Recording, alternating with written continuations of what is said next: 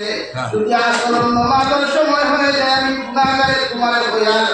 দয়া করিয়া তুমি তোমার আসল লাগিয়ে এখন মুসল্লা আমারে দান করো আমরা গুনাহগার হলে নামাজ আদায় করতাম সুবহানাল্লাহ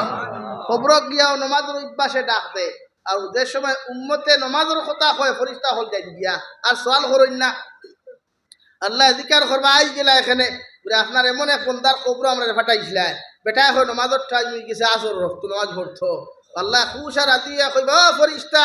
আমার উম্মতরে নামাজ তো তুইয়া আইছো লোকে কইয়ার উম্মতর জন্নতর দরওয়াজা হান খুলিয়া দেও কবরে আর জন্নতে তাল্লুক লাগাইয়া দেও আমার উম্মতরে আর ডিস্টার্ব দিও না খুব সুবহানাল্লাহ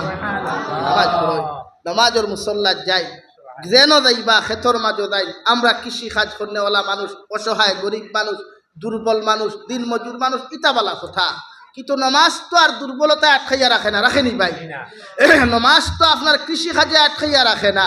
আমার বেঙ্গলুর থাকি চেন্নাই থাকি প্রায় যুবকলে ফোন করিয়া কইবা হুজুর ডিউটির কারণে নমাজলা হয়ে যায় হলা হয়ে যায় এটা মানে সরকারি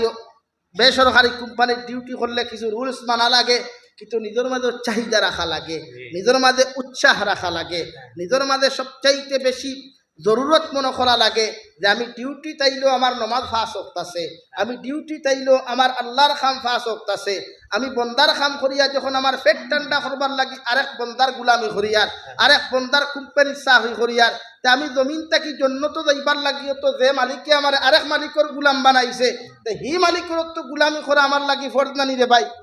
বলেন তা আপনি হিনো ডিউটিত গেলে ইকানি আইতো না এখানে মতলব ইখান নাই ফরায় 16,000 ফোনো গফতেরায় 32,000 ফরায় 32,000 ফোনো গফতেরায় 62,000 बातें इधर है शर्म ना दीदार है खुदा इधर का रहे ना उधर का रहे कुछ भी नहीं है कुछ नहीं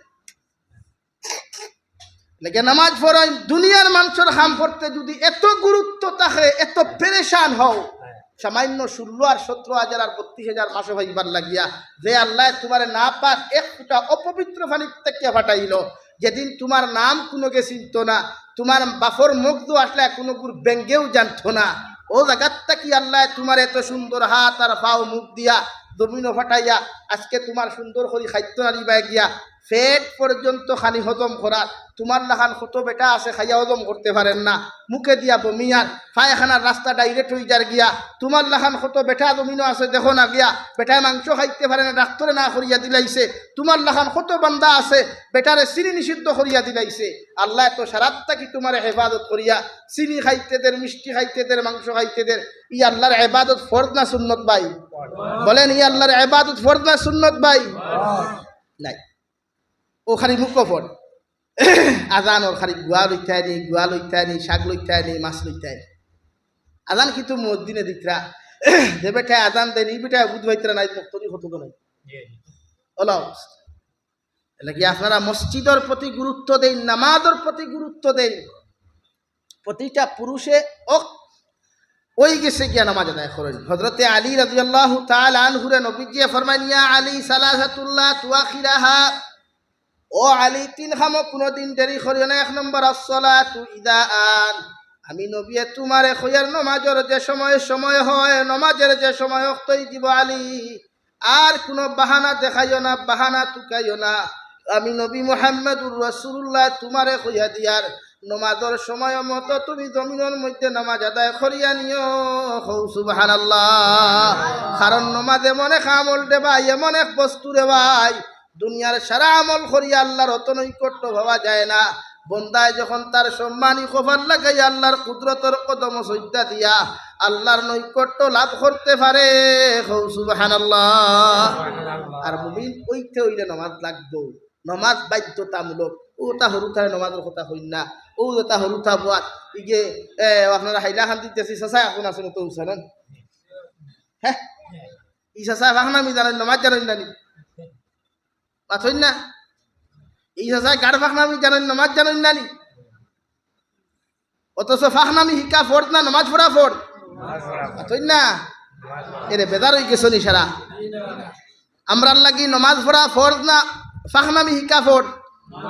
আমরার লাগি নমাজ পড়া ফোর্ট না রিলস বানানি ফোর্ট ইটা কিচ্ছু খামো আইতো না নামাজ যদি থাকে না আর নামাজ থাকলে সারা খামো লাগে আর নামাজ নাই কিচ্ছু নাই ইমান না থাকলে আর তাহাজ্জুদ হরিয়া লাভ আছে আতো না সারা বছর নমাজ নাই আর খালি তাহাজ্জুদ রক্ত খান্দি লইব নি এশা নাই ফজর নাই মাঝখানে তাহাজ্জুদ রক্ত খান্দি লইব নি বরং তাহাজ্জুদ ফড়িও না হাজো তাওয়াবিন ইশরাক ফড়িও না 5 ওয়াক্তর নামাজ পাবন্দির সহিত ফড়িও দুনিয়ার কোনো আমল লাগতো না আল্লাহ অগুন্তর খাওয়ানোর জন্য তো দিব হৌ সুবহানাল্লাহ হইয়ার না ফড়িতায় না ইটা হইল বোনাস বোনাস বুঝই নি দুর্গা পূজা আইলে কোম্পানিয়ে বোনাস দেখান বুঝাও নি ও বোনাস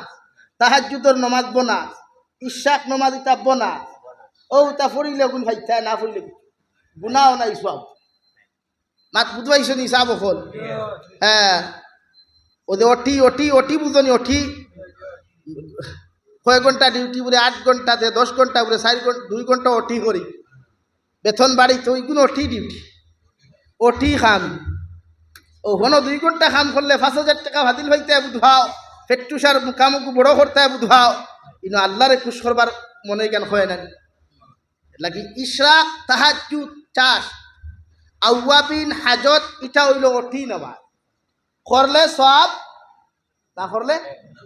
কিচ্ছু নাই গুনাও নাই ফরিলায় না খেলে কেউ প্রশ্ন করতে হয় মগর 5 ওয়াক্তর নামাজ পড়া উম্মতে মুহাম্মদির লাগি ফরদে আই ফরদে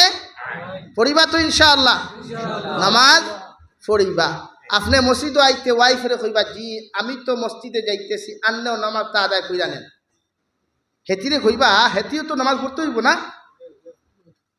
কারণ আপনারা দুইজনের যদি এক মাইন্ড হয় না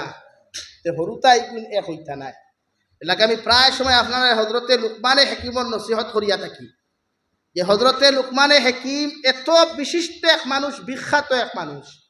কোনো নবী নাই অলি নাই মগর কোরআনে করিম তার নামে এক সূরা আছে সুবহানাল্লাহ জুড়ে হইতা নানি কুরআনুল করিম সাধারণ কোনো গ্রন্থ না কিতাব নাই এরপরেও হজরতে লুকমানে হাকিম দেখতেও সুন্দর নাই উসাম উঠাও নাই মালদই আমর থুথাও নাই আমি জাবির থেকে আরো বেগড়া মানুষ হজরতে লুকমান এর বাদেও আল্লাহ তার নামে কুরআনুল করিম খেলে সূরা দিল একমাত্র